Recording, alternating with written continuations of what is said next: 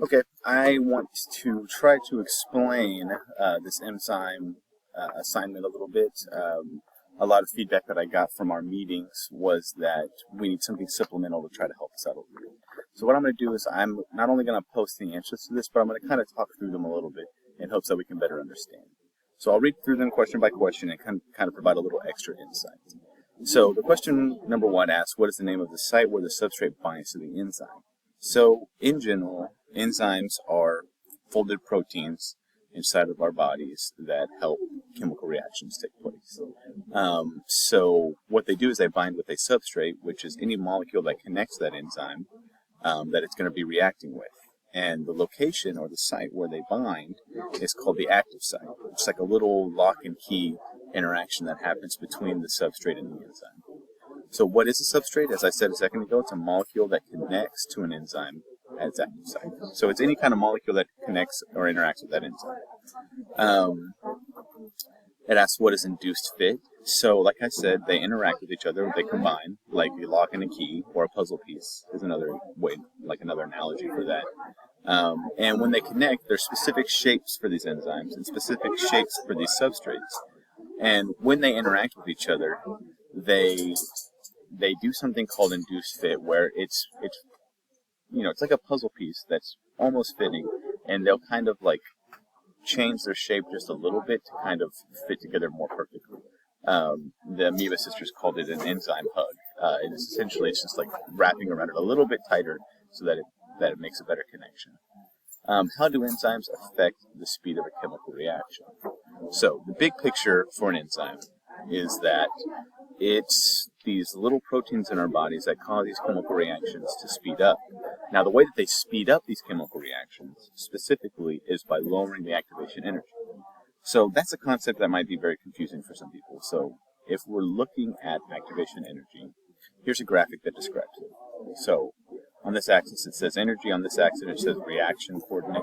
So the activation energy is the amount of energy it takes for a specific chemical reaction to take place. So if we lower this chemical reaction's activation energy, it's more likely that reaction will take place, and the more quickly that we can have a reaction happen, the more frequently it can happen. I always like this graphic. I think that it does a good job of explaining this idea. So if one chemical reaction if this is the activation energy up here, if one chemical reaction takes this much activation energy, well, if we lower it here, the amount of effort, quote unquote, it'll take to push this ball up over this hill will be less. So the less effort it takes to push this ball up over the hill, the more frequently that we can do these reactions. That's how lowering the activation energy affects a chemical reaction. Because if it takes less energy to make an energy or a reaction take off, the more frequently they can take place. So I hope that made sense.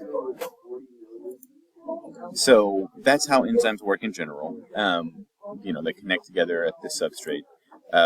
Now, and with the substrate, and then the reaction can take place. So what are some factors that can cause a protein to denature? Denaturing essentially means that the protein is going to lose its shape. We've learned throughout this year that form leads to function. And so if it loses its form, if it loses its shape, it's going to lose its function. Some things that can cause it to lose its function are temperature. So I always like to think of it like whenever you're putting your hands in ice buckets or in a really cold environment, it's harder to move your hands. The same thing with an enzyme. If we change that temperature too far outside of its optimal or best temperature or optimal or best pH, it doesn't work as well. It needs these specific conditions to be able to do its job appropriately and effectively at its best rate. And if we're outside of those, it can cause the protein to lose its shape, and if it loses its shape, it loses its function. So let's keep going. This is just a little graphic that shows an enzyme and a substrate interacting. We call this the enzyme-substrate complex. So before they're interacting with each other, we just have a substrate and an enzyme. As they connect with each other, this is called the intermediate phase, or this is the transition phase. It's transitioning from one state to another. So it's starting off as a substrate. You see how it's a solid piece. Whenever it interacts with this enzyme, and it goes through this enzyme substrate complex, it's going to cause a reaction that's going to break these two apart. In particular, this reaction is breaking two things apart, as opposed to building two things together. So this would be a hydrolysis reaction. We've learned about that as well. So it's breaking it apart. So if they were coming together, if we had two substrates landing in here, and then the reaction resulted in them coming together, that would be a dehydration synthesis reaction. So kind of tie it back something we learned before. So the second part is, what are enzymes? Enzymes are proteins. That's the biomolecule that they're composed of. They help speed up or catalyze a reaction. A catalyst is like what starts a reaction, so they help catalyze reactions. Enzymes are important because all living things must do chemical reactions. Inside of our bodies, all of these molecules are either being broken down because we're eating them, or we're trying to break them down to get their nutrients, to get their energy, to get whatever we want out of them, or we're building them up because we're trying to put structures together for our body to function. All these are happening through chemical reactions, so they all require enzymes. A chemical reaction done by living things is known as metabolism. In biology, the two most important types of reactions are hydrolysis and dehydration synthesis. Two words that we should know at this point.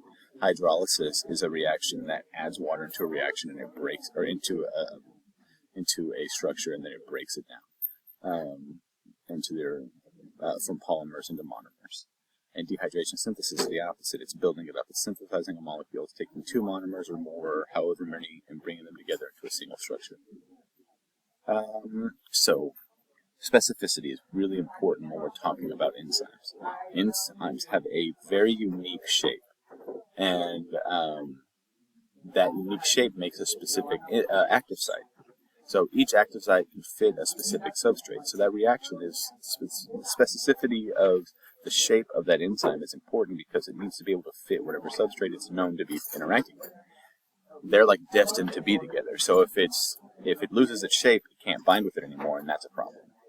When a substrate enters the active site, the enzyme helps a specific chemical reaction occur. The end result of the chemical reaction is the product is being produced.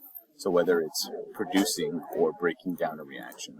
So it's either a hydration or a hydrolysis or dehydration synthesis reaction. So what is the part of the enzyme where the substrate binds? Active site once again. We say that enzymes are specific because specific enzyme can only bind with a specific substrate. So this is kind of rehashing things we learned about, but it's good to make sure we go through it again. So these three factors can affect an enzyme's capability to catalyze chemical reactions. We have temperature. If it's outside of its optimal temperature, it'll lose its shape, and that can affect the effectiveness of it. Same with pH. Now a new topic is inhibitors. So inhibitors can affect a chemical reaction in the sense that, let me use this graphic, in the sense that if we have this enzyme, if we're looking at this specific normal binding, we have an enzyme and a substrate. Do you see how it's like a puzzle piece? They go together. Well, what if another substrate found its way over here on accident? If it's landing in here, it doesn't fit. It's not causing a reaction, but not only is it not causing a reaction, it's preventing another substrate from binding with it. Or there could already be a substrate bound to it that does fit, and then if another one tries to go there, all of these things are resulting in a competitive inhibitor interaction. So it's competitive because there's already something there that's kind of blocking the active site. So it's competing for that space. But as we can see, the active site is not being changed. It's just there's something in the way. So that's a competitive inhibitor. A non-competitive inhibitor is the same concept, except for what's happening is that a non-competitive inhibitor is interacting with the enzyme outside of the active site, thus changing the shape of the active site and not allowing for a substrate to bind there. Because it lost its shape, as we learned earlier, if it doesn't have the proper shape, it can't interact. So those are competitive and non-competitive inhibitors. So let's keep talking. So whenever the temperature is too low, like we talked earlier about putting your hands in cold ice water, the reactions slow down. They're still happening, but they're going very slow. Now, if we're at a medium setting, or if we're at the optimal, the reactions are happening very fast because they're in the optimal setting. So if the temperature is the correct, proper, optimal temperature, the reactions will be happening at a fast, appropriate rate. Now, what happens if it's too hot? Well, if it's too hot, it will literally destroy the protein. It'll cause it to denature to the point of not being able to keep its shape ever again. Think about it like this: if we put a uncooked egg on a skillet and we cook it, it is literally cooking those proteins and making them change their shape to the point where they're never going to go back to that original shape again. It's forever destroyed. And so once it does that, it's done. What does denature mean? An enzyme loses its shape. What is the optimal temperature for an enzyme? That's its optimal temperature. What is the optimal temperature of the enzyme that they gave us an example? It's 37 degrees Celsius, but that's not for all. That was just for that specific enzyme. This is not referring to all enzymes, just whatever that specific one was in the assignment. So let's talk about pH. So we use our pH scale, which is on 1 to 14, and that's how we tell how acidic something is. Temperature can damage an enzyme permanently. Can extreme pH damage it permanently? No.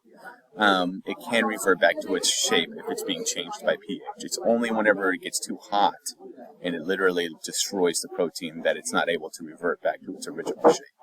So if we, in other words, put an enzyme in an acidic environment that's too acidic outside of its normal, it will lose its shape.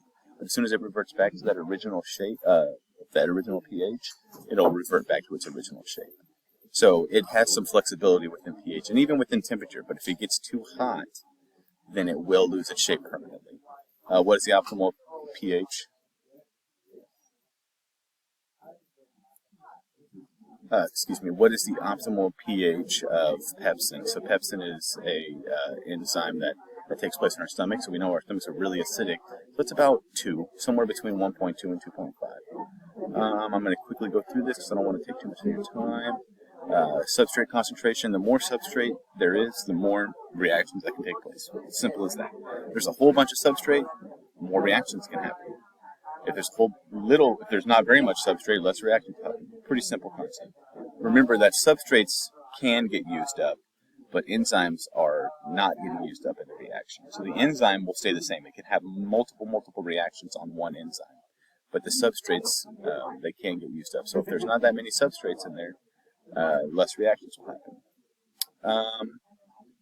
Let's just see, do I have any other pictures I want to show? Here's a good graphic to show pH again.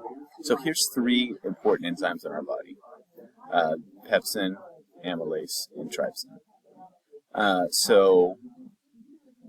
You can see that pepsin, which is found in our stomachs, is very acidic because our stomachs need to be acidic. So the optimal pH is 2. Outside of that, it doesn't work very well. It's optimal at 2. And when we're at 1 or when we're at 5, all the way over here to 10, it doesn't work as well. Now, amylase, on the other hand, at 6.5 or 7, it's working very well. Amylase is found in our mouth. It helps break down starches. So you can see it's optimal at about 7. So if we have amylase in our stomach, it will not work. Or if we have pepsin in our mouth, it will not work because they need to be in those optimal environments. Okay, that's about it. I hope this was helpful. If you have any other questions, just let me know.